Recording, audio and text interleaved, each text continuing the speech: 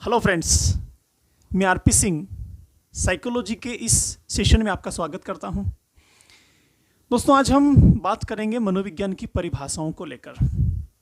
देखिए, परिभाषा डेफिनेशन क्या है थोड़ा ये समझते हैं, और मनोविज्ञान में परिभाषाओं का क्या महत्व है, कौन सी हमें याद करनी है, कौन सी समझनी है, और किस प्रकार वो परीक्षा के लिए उपयोगी है या कॉन्सेप्ट को समझने के लिए उपयोगी है, यहाँ थोड़ी हम चर्चा करेंगे।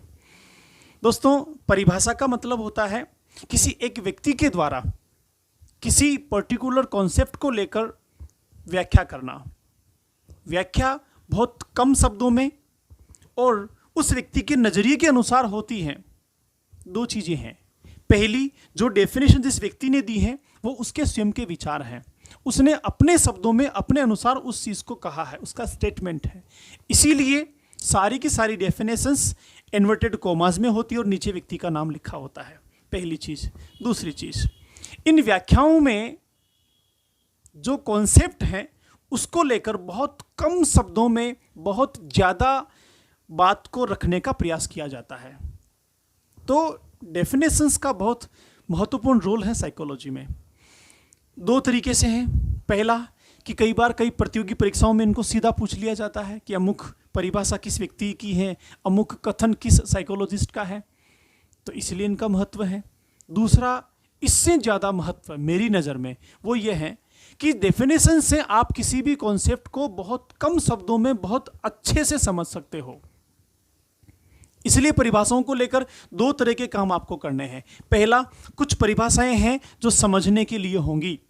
दूसरा, कुछ परिभाषाएं हैं जो याद करने के लिए होंगी। दोस्तों, पहली चीज, हर परिभाषा याद करने के लिए नहीं है। हर परिभाषा समझने के लिए तो है, लेकिन चुनिंदा परिभाषा ही आपको याद करने के लिए है, जिनका संबंध एग्जाम से होता है, कंपटीशन प्रतियोगी परीक्षाओं से होता है। लेकिन समझनी प्रत्येक परिभाषा को है। क्यों समझनी है, मैं फिर रिपीट कर देता हूं दोस्तों। क्योंकि परिभाषा में किसी भी कॉन्सेप्ट को लेकर बहुत कम शब्दों में पर्टिकुलर व्यक्ति के द्वारा स्पष्ट किया जाता है कॉन्सेप्ट को। इसीलिए हमने एक कॉन्सेप्ट, मान लीजिए मनोविज्ञान की बात करें, साइकोलॉजी की बात करें, तो साइकोलॉजी को अगर 5 व्यक्तियों की डेफिनेशन को हम समझते हैं तो उन 5 व्यक्तियों के दृष्टिकोण में साइकोलॉजी क्या है हमें यह जानने को मिलता है। तो हमारे नॉलेज में वैरायटी आती है, और नॉलेज में अगर वैरायटी आती है तो कंपटीशन में क्वेश्चन किसी भी मैनर से पूछे, हम क्वेश्चन को समझ लेंगे और आसानी से आंसर भी ट्रेस कर लेंगे कि कौन सा वाला सही है। साइकोलॉजी में दो चीज़ें बहुत इंपॉर्टेंट है दोस्तों। पहली चीज, कुछ महत्वपूर्ण कॉन्सेप्ट्स को याद करना, स्मृति में रखना। दूसरा, उन सारे कॉन्सेप्ट्स को जो आपके सिलेबस है उनको समझना। क्योंकि दो तरह के क्वेश्चंस आते हैं। पहला, कुछ क्वेश्चंस होते हैं जो आपके इंटेंट को चेक करना चाहते हैं, और कुछ क्वेश्चन होते हैं जो आपको कंटेंट को चेक करना चाहते हैं। जो क्वेश्चन कंटेंट को चेक करना चाहते हैं उन्हें आप किसी भी किताब को पढ़कर थोड़ा सा याद करके समझ के उनका आंसर कर सकते हो। लेकिन जो क्वेश्चंस आपके इंटेंट को चेक करना चाहते हैं, आपकी अंडरस्टैंडिंग को चेक करना चाहते हैं, उनकी लैंग्वेज बिल्कुल डिफरेंट होती है। ऐसे घुमा के वो पूछे जाते हैं कि आपको एक बार क्वेश्चन पढ़ने के बाद पता ही नहीं चलता कि पूछना क्या चाह रहा है। इसीलिए हमें प्रत्येक कॉन्सेप्ट को समझना है और इंटेंट को मजबूत करना है, ताकि किसी भी तरीके से वो पूछे हम आसानी से उसका आंसर कर सकें। तो याद रखिए, दो चीज़ें चेक करता है एग्जाम में। पहला, हमारा कंटेंट, कि कंटेंट को लेके हम कितना जानते हैं, कितना हमने याद किया है, कितना हमारी स्मृति में है। और दूसरा, इंटेंट, कि हमारी कितनी अंडरस्टैंडिंग है, कितनी समझ है, हम किस किस तरीके से किसी भी चीज़ को जानते हैं, उसके बारे में समझकर उसका आंसर दे सकते हैं। तो दोनों ही परिदृश्य में, कंटेंट के परिदृश्य में और इंटेंट के परिदृश्य में, दोनों ही संदर्भों में परिभाषाओं का बहुत महत्वपूर्ण रोल है। एक और चीज, जिन परिभाषाओं को आपको याद करना है, उन परिभाषाओं को याद करने का तरीका क्या होगा। तो दोस्तों, याद करने के लिए सीधा पूरी डेफिनेशन को आपको रट्टा नहीं मारना। डेफिनेशंस में से कोई ऐसा पिन पॉइंट आप निकालिए, कोई ऐसा कीवर्ड आप निकालिए और उस कीवर्ड को पर्टिकुलर व्यक्ति के साथ जोड़ दीजिए। उस कीवर्ड से व्यक्ति का संबंध हो गया तो आसानी से आप उस चीज़ को याद रख पाएंगे कि ये कीवर्ड किसी डेफिनेशन में आता है, मीन्स ये डेफिनेशंस अमुक व्यक्ति की हैं। पहला तरीका। दूसरा तरीका, किसी ट्रिक से उसको जोड़ दीजिए। अगर ट्रिक से भी आप जोड़ देंगे तो भी आसानी से वो चीज़ हमारी मेमोरी में बनी रहती है। क्योंकि याद रखिए, मस्तिष्क की एक नेचर होती है, ये बहुत ज़्यादा आंकड़ों को, तथ्यों को सिस्टमेटिक एकदम से याद नहीं कर पाता है, तो फिर क्या करते हैं, उन कलिष्ठ आंकड़ों को, तथ्यों को, जिनके साथ हमारी रुचि कम होती है, जो थोड़े गरिष्ठ होते हैं, जिनका लेवल थोड़ा हाई होता है, उनको किसी न किसी ऐसी चीज़ों से जोड़ते हैं जो हमारे व्यवहार के साथ संबंध रखती हैं, या जो दैनिक जीवन में कहीं ना कहीं जिनसे हमारा लगातार वास्ता बना रहता है। अगर उन दैनिक व्यवहार की चीज़ों से हम उन आंकड़ों, तथ्यों को या कीवर्ड्स को जोड़ देते हैं, तो इजीली हमारा माइंड जो चीज़ें व्यवहार की हैं उनको उनके साथ जोड़ के तुरंत समझ बना लेता है और एग्जाम में आप उसको सोल्व कर सकते हैं। देखो मज़े की बात यह है, अगर आप कंपटीशन के स्टूडेंट्स हैं तो वहाँ तो 4 ऑप्शन है आपके सामने, आपको चुनना है और आंसर देना है।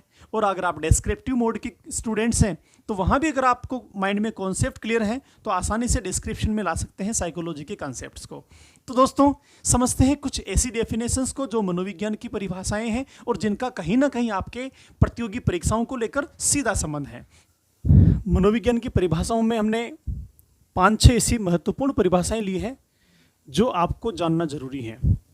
कुछ परिभाषाएं हैं जो एग्जाम में पूछी गई हैं, कुछ जिनकी तुरंत अगली परीक्षा में आने की पूरी संभावनाएं बनती हैं।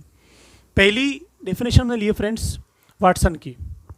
वाटसन को पीछे हमने जाना है कि वाटसन व्यवहारवाद के जनक हैं और इन्होंने प्राणी के समस्त गतिविधियों को व्यवहार के साथ जोड़ा है तथा मनोविज्ञान के अध्ययन को केवल व्यवहार का अध्ययन माना है।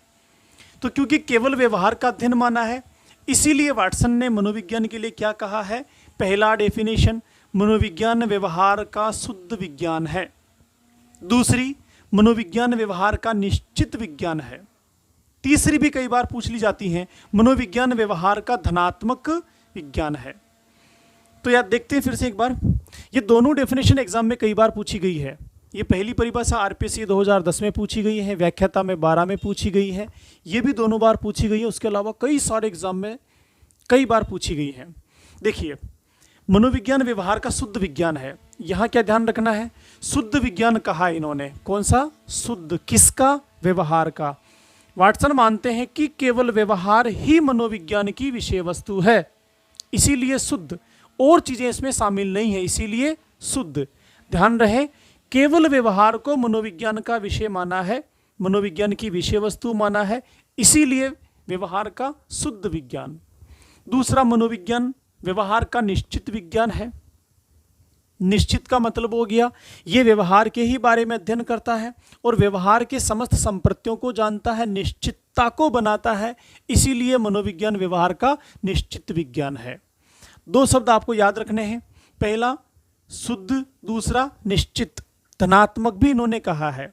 किसी भी परिभाषा में अगर शुद्ध आ जाए, निश्चित आ जाए, धनात्मक आ जाए तो डेफिनेशन किसकी होगी, वाटसन की होगी। याद रखना है आपको। फिर से रिपीट कर लीजिए, किसी भी मनोविज्ञान की परिभाषा में 3 शब्द आ जाए व्यवहार को लेकर, पहला शुद्ध, दूसरा निश्चित, तीसरा धनात्मक, तो परिभाषा किसकी होगी, वाटसन की होगी। अगली परिभाषा देखते हैं, मनोविज्ञान व्यवहार एवं अनुभव का विज्ञान है। यहाँ 2 चीजें हैं, इन्होंने वाटसन के कथन को थोड़ा सा और वाइड कर दिया है। किसने, स्किनर ने। स्किनर कहते हैं मनोविज्ञान किसका अध्ययन है, व्यवहार एवं अनुभव का। अनुभव का मतलब कौन से अनुभव दोस्तों, अनुभव से मीन यहाँ पर है वो सारे एक्सपीरियंसेस जो बाहरी वातावरण से प्राप्त होते हैं मनुष्य को आंतरिक संकल्पनाओं में, तथा आंतरिक संकल्पनाओं में, मेंटल प्रोसेस में, मानसिक प्रक्रियाओं में, मूल प्रवृत्तियों के द्वारा, संवेगों के द्वारा और अन्य आंतरिक प्रक्रियाओं के द्वारा जो अनुभव बनते हैं वो भी वहाँ शामिल हैं। तो कौन कौन से अनुभव, आंतरिक अनुभव जो मानसिक प्रक्रियाओं के साथ जुड़े होते हैं, दूसरे बाहरी वातावरण के साथ अंतः क्रियाओं करने के दौरान बनने वाले अनुभव। दोनों प्रकार के अनुभव और व्यवहार किस में अध्ययन किया जाता है, मनोविज्ञान में। कौन कहते हैं ऐसा, स्किनर कहते हैं ऐसा। तो याद रहिए, स्किनर ने क्या कहा, मनोविज्ञान व्यवहार और अनुभवों का विज्ञान है। विज्ञान देखो, इन्होंने भी विज्ञान कहा, इन्होंने भी विज्ञान कहा, और यहाँ ये भी विज्ञान कहते हैं। विज्ञान याद रखिए, मनोविज्ञान, साइकोलॉजी एक साइंस है। साइंस क्यों है, साइंस इसीलिए है कि साइकोलॉजी में होने वाले सभी अध्ययन क्रमबद्ध होते हैं, तथ्यात्मक होते हैं, सभी अध्ययनों पर प्रयोग किए जाते हैं, प्रयोग के द्वारा सिद्ध किया जाता है, और सबसे बड़ी बात, मनोविज्ञान के सारे कॉन्सेप्ट यूनिवर्सल होते हैं, सार्वभौमिक होते हैं। इन सारे कारणों के कारण मनोविज्ञान को विज्ञान कहा गया है। तो आगे अगली परिभाषा लेते हैं स्किनर की दूसरी परिभाषा, मनोविज्ञान शिक्षा का आधारभूत विज्ञान है। ये डेफिनेशन शिक्षा मनोविज्ञान के लिए है, लेकिन मनोविज्ञान है तो ये भी आपको जान लेना होगा, शिक्षा का आधारभूत विज्ञान है। शिक्षा का आधारभूत कैसे हो गया? अगर हमें शिक्षा में काम करना है दोनों तरीके से, चाहे हम अधिगमकर्ता के रूप में हो, चाहे शिक्षणकर्ता के रूप में हो, लर्नर हो चाहे टीचर हो, दोनों ही प्रक्रियाओं में मनोविज्ञान आधारभूत है, फाउंडेशन है। बिना मनोविज्ञान के सीखने की प्रक्रिया या फिर सिखाने की प्रक्रिया पूरी तरह से सही घटित होना असंभव है, असंभव। क्योंकि शिक्षा का काम क्या होता है? शिक्षा का काम होता है दोस्तों व्यवहार को परिष्कृत करना, व्यक्ति की अंतर्निहित क्षमताओं को बाहर उजागर करना, ये शिक्षा का काम होता है। और अंतर्निहित क्षमताएं, उन्हें उजागर करना, व्यवहार को परिष्कृत करना और ज़्यादा बढ़िया बनाना, ये सारी चीज़ें किसके साथ जुड़ी हुई हैं? व्यक्ति के व्यवहार के साथ। अगर व्यवहार के साथ कोई इंटरेक्शन आपको करना है, व्यवहार में कोई बदलाव या परिष्करण करना है, तो मनोविज्ञान के बिना आप कैसे कर सकते हो? इसीलिए शिक्षा का आधारभूत विज्ञान है। कौन? मनोविज्ञान। कौन कहते हैं दोस्तों ऐसा? स्किनर ऐसा कहते हैं। तो स्किनर की दो परिभाषा हो गई। पहली परिभाषा, मनोविज्ञान व्यवहार और अनुभव का विज्ञान है, व्यवहार और अनुभव का विज्ञान है। दूसरी हो गई मनोविज्ञान शिक्षा का आधारभूत विज्ञान है। आगे चलते हैं, क्रो एंड क्रो की डेफिनेशन देखिए। क्रो एंड क्रो यहाँ पर दो व्यक्ति हैं। क्रो एंड क्रो का कहना यह है कि मनोविज्ञान व्यवहार और मानव संबंधों का अध्ययन है। इन्होंने थोड़ा सा और अपने शब्दों में बदलाव किया। व्यवहार यहाँ भी है, किसका व्यवहार? मानव का। उसके अलावा मानव संबंधों का अध्ययन है। मानव संबंधों से तात्पर्य एक व्यक्ति दूसरे व्यक्ति के साथ जो व्यवहार करता है, दूसरा व्यक्ति पहले व्यक्ति के साथ जो व्यवहार करता है, इन दोनों के व्यवहार का अध्ययन कहाँ हो रहा है? मनोविज्ञान में। और दोनों के व्यवहार का अध्ययन अगर हो रहा है तो वहाँ संबंध आ गए। किससे जुड़े हुए संबंध? व्यवहार से जुड़े हुए संबंध, पहली चीज। दूसरी चीज, मानव का संबंध किसके साथ? वातावरण के साथ। क्योंकि हमारा व्यवहार जो बनता है दोस्तों, मैंने पीछे भी आपसे कहा था कि हमारा व्यवहार हमारी आंतरिक क्षमताओं का वातावरण के साथ जब इंटरेक्शन होता है, अंतः क्रियाएं होती हैं, इसका प्रतिफल किसी न किसी रूप से विकास या व्यवहार होता है। तो किसके साथ संबंध मानव का? पहला मानव का मानव के साथ संबंध, दूसरा मानव का वातावरण के साथ संबंध, और मानव का विभिन्न मानसिक प्रक्रियाओं के साथ, मानसिक क्षमताओं के साथ, इन सारों का संबंध। तो क्रो एंड क्रो क्या कहते हैं मनोविज्ञान के बारे में? मनोविज्ञान मानव व्यवहार और मानव संबंधों का अध्ययन है। अगली परिभाषा की ओर चलते हैं। अगली परिभाषा दोस्तों सेंट्रोक की। ये 2000 में दी हुई परिभाषा है, 2000 की लेटेस्ट डेफिनेशन है और बहुत इंपॉर्टेंट है एग्जाम की दृष्टि से। राजस्थान के एग्जाम में बहुत महत्व रखती है सेंट्रोक की। सेंट्रोक क्या कहते हैं मनोविज्ञान के बारे में? दोस्तों सेंट्रोक कहते हैं मनोविज्ञान व्यवहार एवं मानसिक प्रक्रियाओं का वैज्ञानिक अध्ययन है। कौन सा अध्ययन है? वैज्ञानिक अध्ययन है। किसका? व्यवहार और मानसिक प्रक्रियाओं का। चीज वहीं चल रही है, थोड़ा सा शब्दों में फेर कर दिया और विज्ञान साथ में जोड़ दिया, मनोविज्ञान साथ में जोड़ दिया। देखिए, व्यवहार और मानसिक प्रक्रियाओं का, मानसिक प्रक्रियाओं का मतलब मनोविज्ञान के विषय वस्तु से जुड़े हुए सारे के सारे कंपोनेंट जो आंतरिक होते हैं, उन्हें कहा जाता है मानसिक प्रक्रियाएं। तो मनोविज्ञान व्यवहार और मानसिक प्रक्रियाओं का कैसा अध्ययन है? वैज्ञानिक अध्ययन है।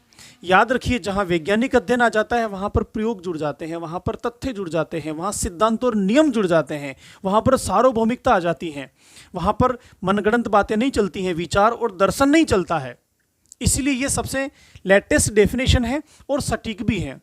फिर से देखते हैं सेंट्रोक क्या कहते हैं। सेंट्रोक कहते हैं मनोविज्ञान व्यवहार एवं मानसिक प्रक्रियाओं का, व्यवहार और मानसिक प्रक्रियाओं का वैज्ञानिक अध्ययन है।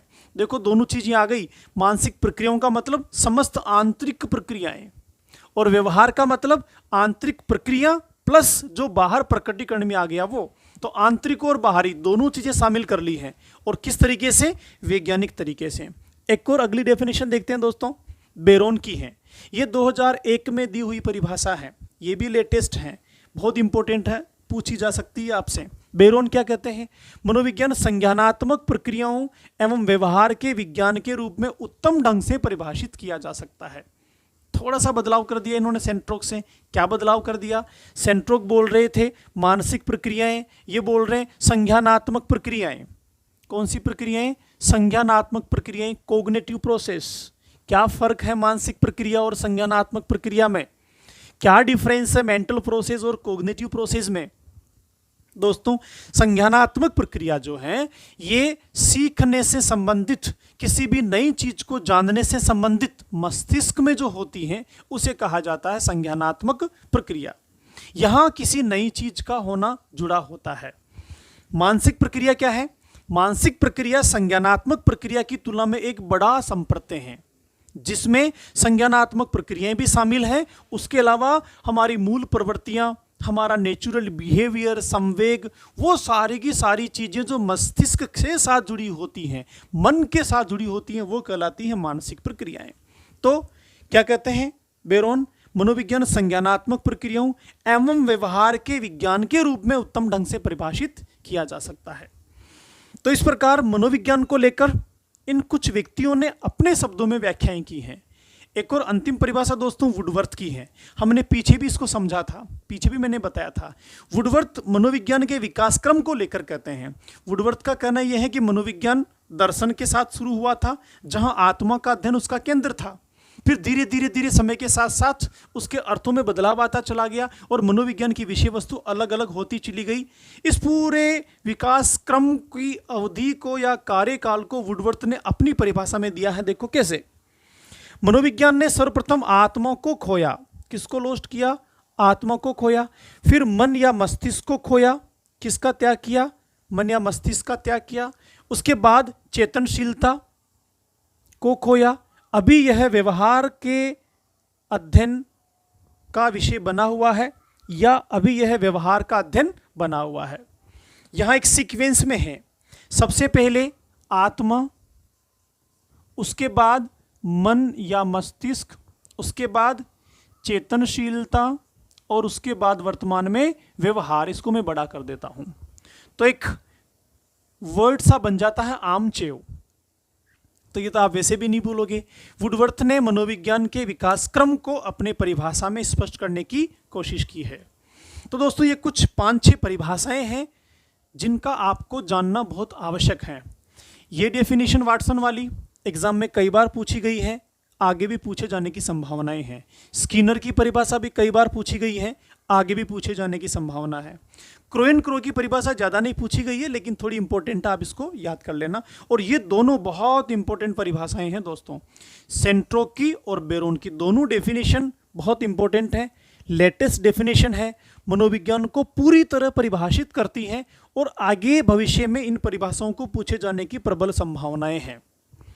ये वुडवर्थ की परिभाषा भी कई बार पूछी गई है एग्जाम में, आरपीएससी में और अन्य कई सारे एग्जाम्स में। तो ये मैंने आपको सारे डेफिनेशन को समझाने की कोशिश की, क्या कहना चाहते हैं ये व्यक्ति मनोविज्ञान के बारे में। अब थोड़ा सा एक ट्रिक के माध्यम से समझने की कोशिश करते हैं। देखो याद रखिए, ट्रिक हमेशा पहली बात खुद की होनी चाहिए। दूसरी, ट्रिक वहीं इस्तेमाल करें जहां आसानी से आप चीज़ों को याद नहीं कर पा रहे हैं और बहुत ही आवश्यकता है वहां ट्रिक इस्तेमाल करें, वरना ट्रिक की मदद लेना मनोविज्ञान में कारगर नहीं होता है, याद रखिए। क्योंकि साइकोलॉजी व्यवहार का विषय है और व्यवहार को पता नहीं किन शब्दों में कैसे वो पूछता है एग्जामिनर, हम डिटरमाइन नहीं कर सकते हैं। इसलिए समझना चाहिए, ट्रिक काम में नहीं लेनी चाहिए। लेकिन फिर भी आपको लगता है तो मैं कोशिश करता हूं एक ट्रिक देने की आपको, जिसके माध्यम से आप इन परिभाषाओं को कभी भी नहीं भूलेंगे। फिर कह रहा हूं, ट्रिक मेरी आपको काम में लेना जरूरी नहीं है, मैं सिर्फ ट्रिक मेरी तरफ से बताने का प्रयास कर रहा हूं। आपकी अपनी खुद की ट्रिक होनी चाहिए, तब जाके ज्यादा बढ़िया याद कर पाएंगे। देखिए कैसे हम वाटसन को लेके समझते हैं। वाटसन के परिभाषा में से किसी एक शब्द को चुनते हैं, एक कीवर्ड को चुनते हैं और उसको हमें याद करना है या उसको जोड़ना है किसके साथ? वाटसन के साथ। तो यहां पहली परिभाषा में से क्या लेते हैं हम? शुद्ध को ले लेते हैं, शुद्ध। दूसरी परिभाषा भी हमें साथ में सीखनी है, तो दूसरी परिभाषा में लेते हैं हम निश्चित को। निश्चित हमने यहां से कीवर्ड के रूप में ले लिया, शब्द के रूप में ले लिया। एक और जोड़ लेते हैं धनात्मक। यहां परिभाषा लिखी नहीं है मैंने, लेकिन यह भी डेफिनेशन है, कई बार यहां से पूछा जाता है। तो 3 हमने कीवर्ड ले लिए, पहली परिभाषा का शुद्ध ले लिया, दूसरी का निश्चित ले लिया। अब हमें इन तीनों कीवर्ड्स को याद रखना है। तो याद रखने के लिए क्या तरीका हो सकता है? एक सिंपल सा तरीका बताता हूं। अगर कोई भी व्यक्ति अपने व्यवहार को, किसको? अपने व्यवहार को शुद्ध नहीं रखता है, निश्चित नहीं रखता है और धनात्मक नहीं रखता है, तो उस व्यक्ति की क्या लग सकती है? उसकी वाट लग सकती है। क्या लग सकती है? वाट लग सकती है। याद रखिए। तो व्यक्ति की वाट कब लगेगी? जब उसका व्यवहार शुद्ध नहीं होगा, जब उसका व्यवहार निश्चित नहीं होगा और उसका व्यवहार धनात्मक नहीं होगा। तो कहीं भी तीनों वर्ड आ जाएं तो आपको याद कर लेना है, शुद्ध, निश्चित और धनात्मक अगर व्यवहार के साथ हैं तो कौन होगा? वाटसन होगा। एक और देखते हैं स्किनर की। स्किनर की 2 डेफिनेशन है। पहली परिभाषा में से हम कीवर्ड चुनते हैं अनुभव को, एक्सपीरियंस को। चलो लिख लेते हैं अनुभव। दूसरी परिभाषा में से कीवर्ड चुनते हैं शिक्षा का आधारभूत। आधारभूत को चुन लेते हैं, आधारभूत। अब 2 कीवर्ड हमने चुन लिए इस स्किनर की परिभाषाओं में से, पहला अनुभव और दूसरा आधारभूत। तो कैसे याद रखें? किसी भी अनुभव को शुरू में किससे प्राप्त करते हैं? तो आप कहेंगे साहब स्किन से प्राप्त करते हैं। बाहर तेज गर्मी हुई, यहां तेज गर्मी हुई, सर्दी हुई, बरसात आ गई, चींटी ने काट लिया, कांटा छुप गया, सूर्य की रोशनी में है, धूप लग रही है, ये सारे के सारे अनुभव किससे होते हैं? स्किन से होते हैं। और ये अनुभव कैसे हैं? आधारभूत अनुभव है। तो एक छोटी सी ट्रिक बन सकती है कि आधारभूत अनुभव किससे प्राप्त होते हैं? स्किनर से। आधारभूत अनुभव किससे प्राप्त होते हैं? स्किन से। तो किसी भी परिभाषा में अगर व्यवहार को लेके अनुभव आ जाए तो कौन हो जाएगा? स्किनर हो जाएगा। आधारभूत हो तो कौन हो जाएगा? स्किनर हो जाएगा। चलिए आगे चलते हैं। क्रो एंड क्रो, 2 व्यक्ति हैं Crow and Crow. Crow and Crow मानव व्यवहार और मानव संबंधों का अध्ययन है इनके हिसाब से मनोविज्ञान। तो क्रो एंड क्रो में 2 व्यक्तियों में संबंध है। किसमें संबंध है?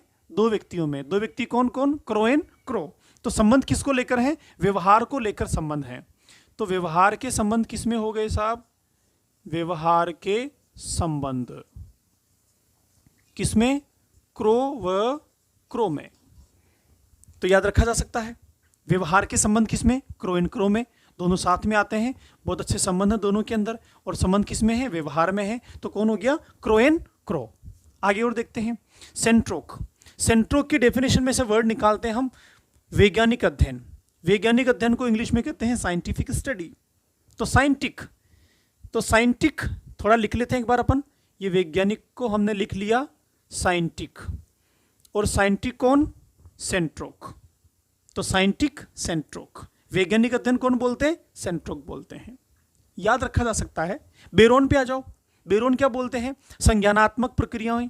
यहां से ये कीवर्ड लेते हैं संज्ञानात्मक प्रक्रियाएं। संज्ञानात्मक प्रक्रियाएं जो हैं ये किसी भी नई चीज़ को सीखने को लेकर होने वाली प्रक्रियाएं होती हैं। तो नई चीज़ को लेकर सीखने के लिए सबसे महत्वपूर्ण योगदान किसका होता है दोस्त? ब्रेन का होता है, ब्रेन का। तो चलो संज्ञानात्मक प्रक्रियाएं जोड़ते हैं अपन किसके साथ? ब्रेन के साथ। तो ब्रेन से कौन? बेरोन। संज्ञानात्मक प्रक्रियाएं कहीं आ जाए तो किसके द्वारा? ब्रेन के द्वारा। ब्रेन कौन? बेरोन। थोड़ा जोड़ा जा सकता है। और वुडवर्थ की तो बड़ी आसान ट्रिक है जिसको आप कभी भी नहीं भूलोगे। वुडवर्थ ने पूरी परिभाषा के 4 कीवर्ड्स हमने निकाल लिए, की लेटर्स हमने निकाल लिए। आमचेव। अब देखो आमचेव जो होते हैं, आम हमारा नेशनल फ्रूट है, बहुत स्वादिष्ट होता है आम। आम कहाँ चिपका होता है? आम चिपका होता है वुड के साथ, वुड के साथ, लकड़ी के साथ, पेड़ के आता है ना। तो आमचेव, आम कहाँ चिपका है? वुड के साथ। याद रखना है आम कहाँ चिपका है? वुड के साथ। तो शायद आप कभी भी नहीं भूलेंगे और आपको सीक्वेंस भी याद हो जाएगी। ये एक कोशिश है मेरी तरफ से, अल्टीमेट नहीं है। ट्रिक मैं फिर रिपीट कर रहा हूं, ट्रिक आप हर जगह इस्तेमाल नहीं करें, बहुत कम करें।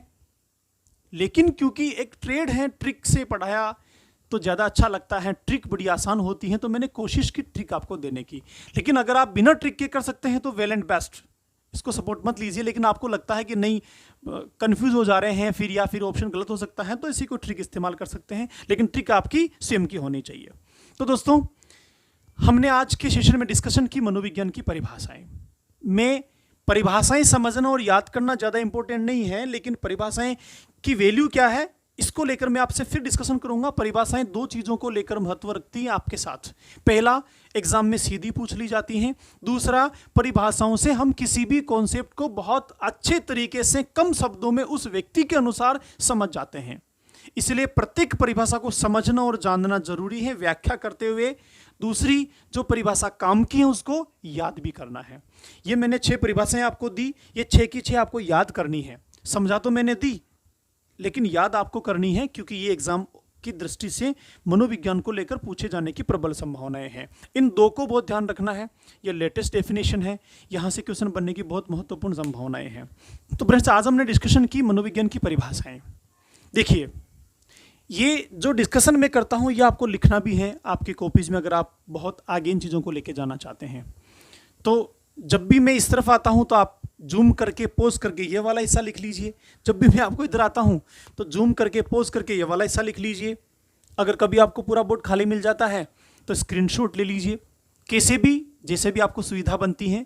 बाकी जो भी डिस्क्रिप्शन में बोर्ड पे लिखता हूँ वो सारी की सारी चीज़ आपके पास अगर लिखित में रहती हैं तो ये चीज़ें लंबे समय बनेगी और एक परमानेंट आपका टूल बन जाएगा।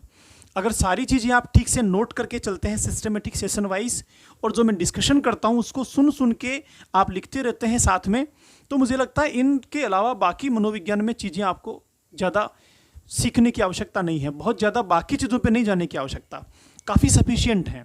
इससे बाहर कुछ पूछने की संभावना किसी कंपटीशन में सामान्यता नहीं बनती है। तो इन सारी चीज़ों को आप ठीक से लिखते हुए समझना है। जहाँ कहीं भी कोई बात समझ में नहीं आए आप वीडियो को पॉज कीजिए, फिर से एक बार बैक में जाइए, फिर से समझिए। 1 बार 2 बार 3 बार 4 बार जितनी भी बार आपको लगे उसको रिपीट कीजिए, लेकिन जब तक समझ में नहीं आए तब तक आगे मत बढ़िए, क्योंकि ये साइकोलॉजी है। किसी एक कॉन्सेप्ट को बिना समझे अगर आप आगे चले गए तो उस पीछे वाले कॉन्सेप्ट से रिलेटेड कोई भी बात आगे आई तो फिर वो आगे वाला कॉन्सेप्ट भी आपको समझ में नहीं आएगा। इसीलिए हर एक कॉन्सेप्ट को साथ के साथ समझते चलिए। कहीं भी आपको कोई ऐसी चीज़ है जो मैं डिस्कशन नहीं कर पाया हूं तो आप कमेंट बॉक्स में उसको लिखिए।